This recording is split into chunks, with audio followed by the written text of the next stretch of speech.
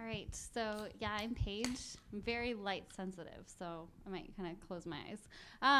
But yes, I've been affected for 10 years. I have pretty bad vision, like 1400-ish. They don't really know when it gets that bad.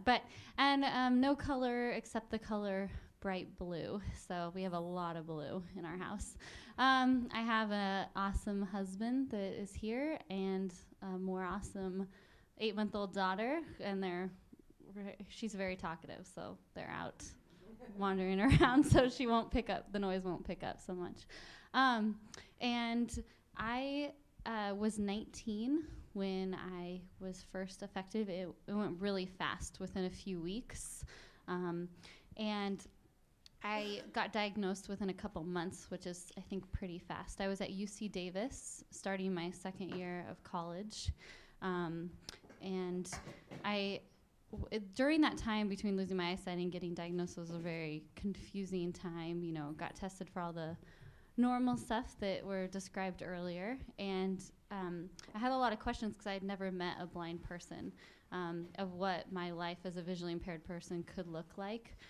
I questioned, am I losing sports? Will I ever be able to have a job? Will anyone want to date me?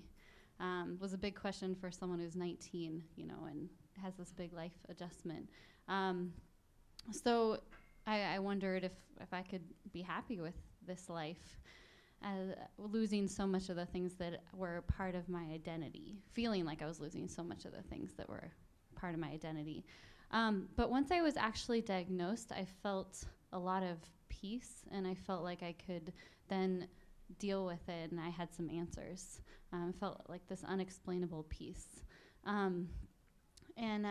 So I had a lot of support. I had friends, and the disability center at my college was really helpful, and it got me adjusted and started getting me trained in Braille and JAWS and mobility skills. I got a seeing eye dog, which was really awesome. He just retired in August, and he really helped me to be able to do a lot of the things that I enjoyed, like hiking.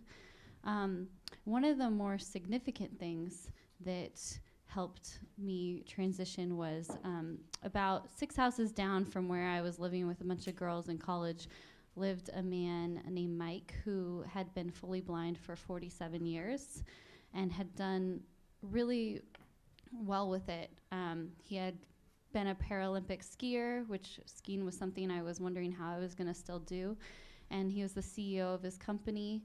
And he really poured into me and mentored me and helped me get connected to the technology and advocated. And he sat me down and told me it was going to be okay. So that really made a huge impact to see that he had a family and he had a job and friends and athletic accomplishments, and that was really cool to see that and really helpful and inspiring. My faith was also a big component that helped me to cope with it. So since then, I've been able to see that yes, I could still have a very full life, and I've been really proud with what I've been able to do living with LHON for the past decade. It's definitely turned out a lot better than I initially could have imagined. I've always had work. I worked in several contexts with kids. I work for a tutoring company now, and I've worked at different summer camps and after-school programs, and as a youth pastor. So in lots of different contexts, and I've ran a marathon because I just felt like I needed to do it and show that I could still be doing different sports, because that was a big part of my identity too. And now I'm raising a little girl, and that's been probably the biggest accomplishment yet. And I've been surprised at how little so far my vision has gotten in the way of being able to do that.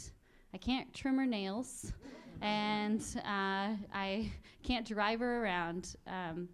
But other than that, it really hasn't gotten in the way so far yet of being a mom. So that's been really cool and really encouraging. So I hope that this my story was encouraging for you. Oh, and I think one other thing Maria wanted me to touch on is now I'm starting up a support group in Olympia, Washington for people with vision loss, because there isn't one and it's a need. And so far it's been really slow going, but I'm excited and hopeful for what it could do, because I want to do for others what Mike did for me. All right. Thank you, Paige.